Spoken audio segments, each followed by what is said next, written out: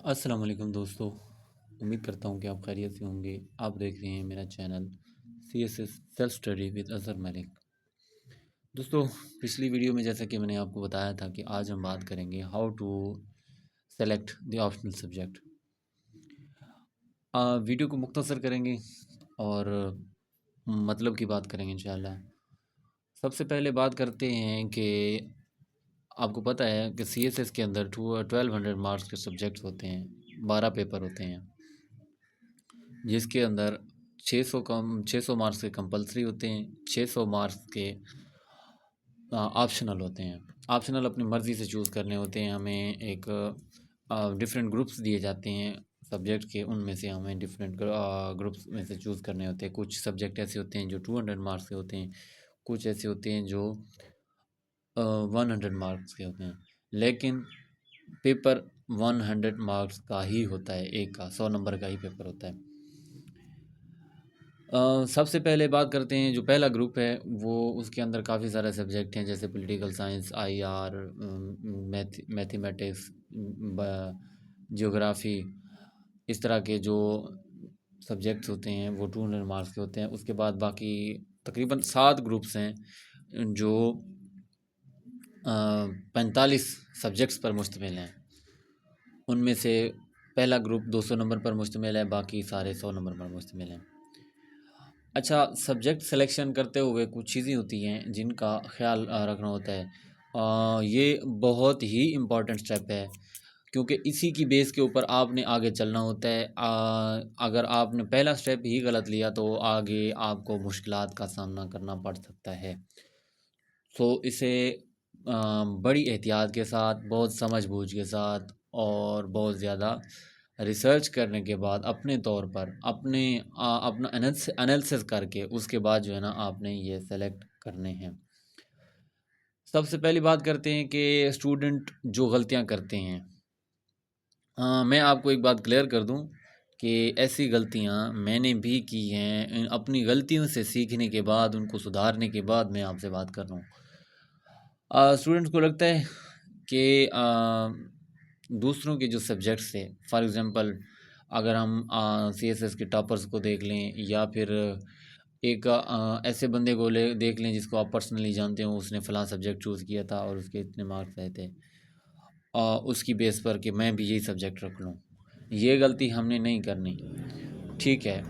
दूसरी गलती ये भी नहीं करनी हमने कि जो है ना साल 2024 में फ़लाँ सब्जेक्ट का स्कोरिंग ट्रेंड बहुत अच्छा था, फ़लाँ सब्जेक्ट ने बहुत अच्छे मार्क्स दिए हैं, तो मैं भी इसी को चूज़ कर लेता हूँ। ये गलती भी नहीं करनी। उसके बाद एक और चीज़ है, अपना बैकग्राउंड भी देखना है, अपना इंटरेस्ट भी देखना है। ये चीज़ें बहुत कीमती हैं, क्योंकि अगर आपको एक चीज़ आती है, आपको उसके बारे में नॉलेज भी है, लेकिन उसके अंदर आपका इंटरेस्ट नहीं है ना, तो समझने वाली बात है। आपने 3 घंटे बैठ के एक टॉपिक के ऊपर लिखना है, एक सब्जेक्ट के ऊपर लिखना है, पेपर देना है, तो क्या ख्याल है कि अगर आपका इंटरेस्ट ना हो तो वो आप उसको सही तरीके से कर पाएंगे? मेरा नहीं ख्याल कि आप कर पाएँ जब तक आपका इंटरेस्ट ना हो। तो ये चीज़ को भी देखना है, और इस चीज़ को भी देखना है कि आपको सब्जेक्ट के बारे में नॉलेज कितना है। पहले आप उसकी हाव नाव जानते हैं, उसके बारे में थोड़ा बहुत जानते हैं या नहीं जानते, या फिर आपका बैकग्राउंड वही है। कभी कभार ऐसा भी होता है कि आपका बैकग्राउंड भी हो तो वो सब्जेक्ट आपके लिए ठीक नहीं होता। मिसाल के तौर पर बायोलॉजी, फ़िज़िक्स, केमिस्ट्री, ये ऐसे सब्जेक्ट हैं, या कंप्यूटर साइंस हो गया, यहाँ पर बहुत ज़्यादा मेहनत की ज़रूरत होती है। तो इस तरह के सब्जेक्ट जैसे बायोलॉजी हो गया, उसके बाद केमिस्ट्री हो गया, या फिज़िक्स हो गए, या फिर मैथ हो गए, तो इस तरह के सब्जेक्ट से हमने गुरेज करना है। हालांकि होता यही है, मोस्ट ऑफ द स्टूडेंट्स जिन्होंने जो है ना सिंपल ग्रेजुएशन की होती है, तो उनके सब्जेक्ट यही होते हैं। और CSS में आपने आपने कुछ नहीं करना। CSS में आपके बारे में सिर्फ़ और सिर्फ आपको चाहिए एलोकेशन के लिए, आपको मार्क्स चाहिए और कुछ नहीं चाहिए। सो बी वाइज। आगे चलते हैं, कौन सी ऐसी बातें हैं जिनका हमें ख्याल रखना चाहिए, या फिर इनको हम कह सकते हैं कि गोल्डन रूल्स जिनकी बेस पर हम सब्जेक्ट सिलेक्शन कर सकते हैं। सबसे पहले हमने जो अपनी बात माइंड में रखनी है कि अपने बैकग्राउंड को समझना है। आपको एक सब्जेक्ट के बारे में कितना पता है। मिसाल के तौर पर कुछ लोग होते हैं जिन्होंने आईआर किया होता है या पॉलिटिकल साइंस किया होता है अपनी ग्रेजुएशन में, मास्टर में, तो उनके लिए तो ये अच्छी बात है, सही है। और क्योंकि वो उसके बारे में पहले से जानते हैं। अगर आप उसके अंदर वो थोड़ी सी मेहनत करें तो अच्छे मार्क्स ले सकते हैं, अच्छा स्कोर कर सकते हैं आप। उसके बाद दूसरी बात वही है कि इंटरेस्ट मैटर्स, इंटरेस्ट बहुत मैटर करता है। आपको अगर हिस्ट्री पसंद नहीं है लेकिन आपने जो है ना हिस्ट्री रख दी, आपको लगता है कि आपको तारीखें याद नहीं होंगी, आप सीक्वेंसिंग नहीं कर सकेंगे, फिर भी आपने हिस्ट्री रख ली, तो मेरा मेरा नहीं ख्याल कि ये आपकी अक्लमंदी है। उसके बाद एक और मेन चीज़ होती है, बहुत ज़्यादा इसका रोल होता है ओवरलैपिंग का, कि कौन सा सब्जेक्ट किस तरह ओवरलैप कर रहा है। मिसाल के तौर पर हम मिसाल लेते हैं आईआर की या पॉलिटिकल साइंस की। आईआर ज़्यादातर एक ऐसा सब्जेक्ट है जो हमारे काफ़ी सारे सब्जेक्ट्स को कवर करता है, जैसे इंग्लिश ऐसे, उसके बाद हो गया जी करंट अफेयर, पाकिस्तान अफेयर, और सम टाइम ये हिस्ट्री को भी कवर करता है, जैसे यूएसए हिस्ट्री वगैरह। इस तरह के सब्जेक्ट को ये बहुत ज़्यादा ओवरलैप करता है। तो इन चीज़ों का हमने भी ख्याल रखना है। अब हम एक दफ़ा रिवाइव कर लेते हैं कि कौन सी हमने बातें की। पहली बात हमने की कि इंटरेस्ट, उसके बाद हमने बात की बैकग्राउंड की, कि बैकग्राउंड आपका होना चाहिए, सम टाइम बैकग्राउंड मैटर नहीं करता, ये बात भी माइंड में रहे। उसके बाद है ओवरलैपिंग, ओवरलैपिंग देखनी चाहिए कि कौन सा सब्जेक्ट किसके साथ ओवरलैप कर रहा है। सबसे एक इम्पॉर्टेंट बात ये भी है कि किसी भी सब्जेक्ट के रिसोर्सेज आपके पास हैं, आपके पास डेटा अवेलेबल है, ये बहुत चीज़ है, ये बहुत इंपॉर्टेंट चीज़ है, ये बहुत मैटर करती है। उसके बाद है किसी भी सब्जेक्ट का सिलेबस कितना है, सही है, ये भी मैटर करता है। अगर आपने एक सब्जेक्ट है जैसे आईआर है, ये सब्जेक्ट लेंथी तो है लेकिन कंसेप्ट बेस्ड है। अगर आप कंसेप्ट के साथ चीज़ को करते हैं तो ये आपके लिए फ़ायदेमंद होगा। अगर आप कुछ होते हैं ना कि डिफरेंट टाइप्स ऑफ माइंड्स होते हैं, कि कुछ लोग रट्टे को ज़्यादा प्रेफर करते हैं, वो रट्टे में बहुत माहिर होते हैं, तो उनको चाहिए कि वो पॉलिटिकल साइंस सब्जेक्ट चूज़ करें। अगर मैं अभी हमने देखा कि 4-5 चीज़ें हैं, जैसे इंटरेस्ट हो गया, बैकग्राउंड हो गया, ओवरलैपिंग हो गया, उसके बाद रिसोर्सेज एंड सिलेबस। सिलेबस ज़रूर देखें, सिलेबस देखने के बाद आपको पता चलेगा। अच्छा, इन सब चीज़ों को देखने के लिए ना अपना इंटरेस्ट कुछ सारे लोगों का नहीं होता इल्म, कि आपने कौन सा सब्जेक्ट आपको अच्छा लगेगा, कौन सा नहीं लगेगा, आपने अपना इंटरेस्ट कैसे डेवलप करना है। इसके लिए आपको देखना है पास्ट पेपर्स, सही है। पास्ट पेपर्स जैसे ही आपने देखने हैं तो उसके अंदर जितने भी क्वेश्चन होते हैं आपने एवरेज लगानी है। एवरेज, एवरेज किस चीज़ की लगानी है, कि आपको कौन कौन से सवाल जो है ना आते हैं। 10 क्वेश्चन होते हैं सम टाइम, और कहीं ऊपर नीचे भी हो जाते हैं, जैसे जेंडर का पेपर होता है, उसके अंदर सॉरी क्रिमिनोलॉजी का पेपर होता है, उसके अंदर आपके पास चॉइस होती है। तो इस तरह से आपने जो है ना ख्याल करना है। चॉइस तकरीबन 100% चॉइस होती है, सही है। इन सब्जेक्ट के अंदर 100% चॉइस होती है पेपर करते दौरान, ये एक बहुत बड़ा एज है। अच्छा, ये चीज़ें देखनी है कि आपने जो है ना पास्ट पेपर में कितने सवाल आपको आते हैं और कौन से सब्जेक्ट के कितने सवाल आते हैं आपको, फिर इस चीज़ से अंदाज़ा होगा कि आप इस चीज़ में काम कर सकेंगे या नहीं कर सकेंगे।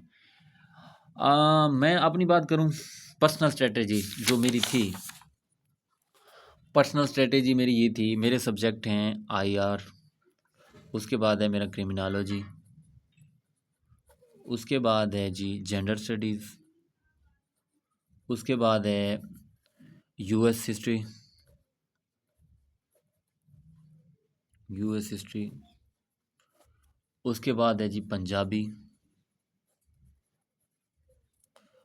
ये हो गए मेरे 600 मार्क्स के। ये हैं, इसके 2 पेपर होते हैं 200 मार्क्स के। ये 100 नंबर का, उसके बाद ये भी 100 नंबर का, ये भी 100 नंबर का, एंड ये भी 100 नंबर का। ठीक हो गया, टोटल हो गए जी 600 मार्क्स के 6 पेपर्स।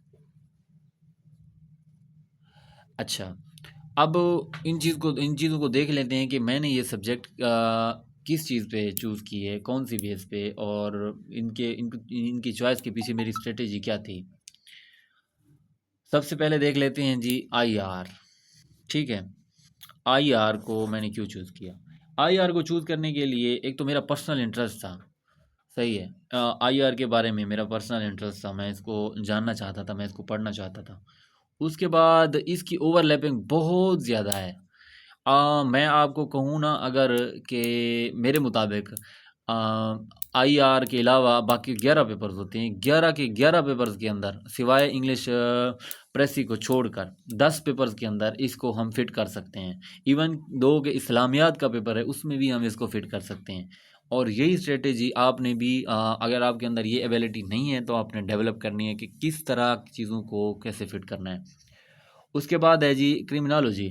क्रिमिनोलॉजी एक तो इसका शॉर्ट सिलेबस है, दूसरा इसका स्कोरिंग ट्रेंड अच्छा था और मुझे ये इंटरेस्टिंग भी लगा। इसके पीछे ये 3 स्टेप थे जिसकी वजह से मैंने क्रिमिनोलॉजी चूज़ किया। अच्छा, उसके बाद है जी जेंडर स्टडीज़। जेंडर, एक तो इसका कंटेंट बहुत ज़्यादा आसान है, बहुत ज़्यादा से मतलब आपको आसानी से समझ आ जाता है। उसके बाद इसकी रेलेवेंसी बहुत ज़्यादा है, करंट सिनेरियोज़ के साथ इसकी रेलेवेंसी बहुत ज़्यादा है। ठीक हो गया, जैसे आजकल बहुत ज़्यादा जेंडर्स के इशू चल रहे हैं, और इसके बारे में आपको अपना नैरेटिव बिल्ड करने में आसानी होती है, अपना एनालिसिस देने में भी आसानी होती है। आप अच्छे से अच्छा एनालिसिस दे सकते हैं, जितना आपके रिसर्च होगी उतना ज़्यादा आपका अच्छा एनालिसिस होगा।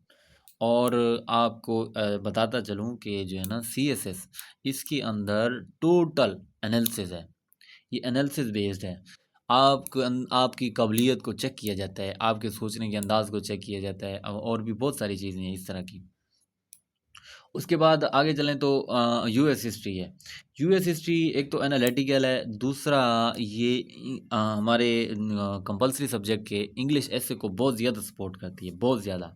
करंट अफेयर और पाकिस्तान अफेयर में भी इसका बहुत ज़्यादा रोल है।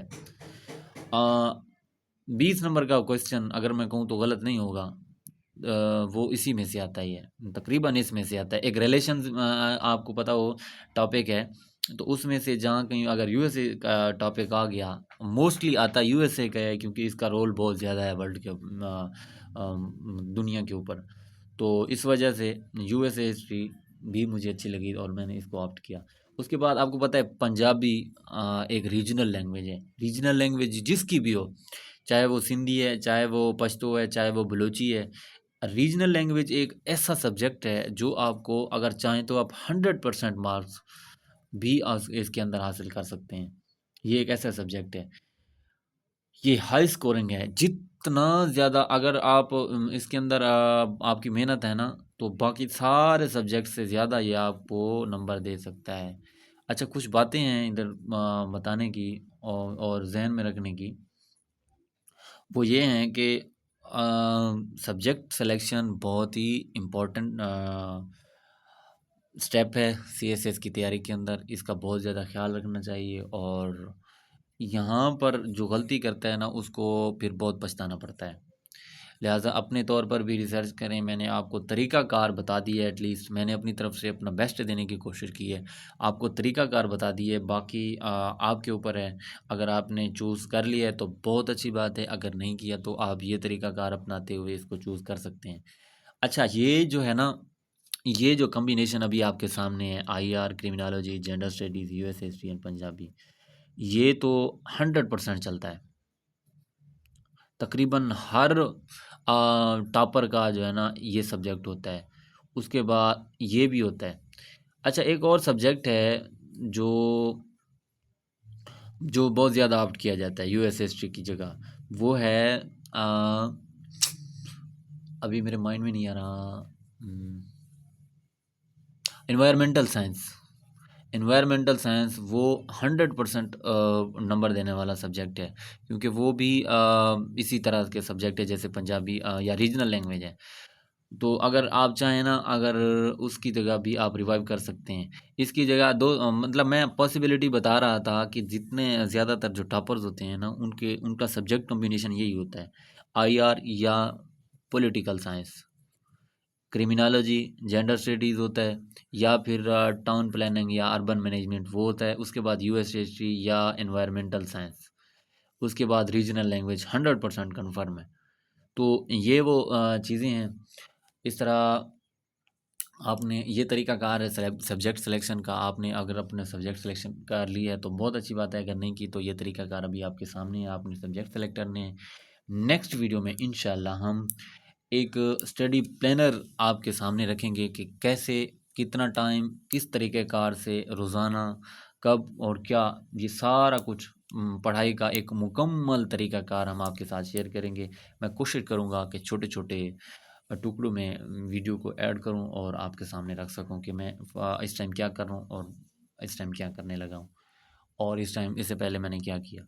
ये चीज़ें आपके सामने रखूँगा इंशाल्लाह। मेरी कोशिश है जितने ज़्यादा लोग मेरे साथ जुड़ेंगे उतना मुझे कॉन्फिडेंस मिलेगा, और हम एक दूसरे के साथ मिलकर आगे बढ़ेंगे और बहुत ज़्यादा अपने मकसद को हसूल के लिए हमें ताकत मिलेगी। मिलते हैं अगली वीडियो में इंशाल्लाह। अगर आपने अपने ऑप्शनल सब्जेक्ट चूज़ कर लिए हैं तो let me know in the comment section. मिलते हैं अगली वीडियो में, तब तक अल्लाह हाफ़िज़।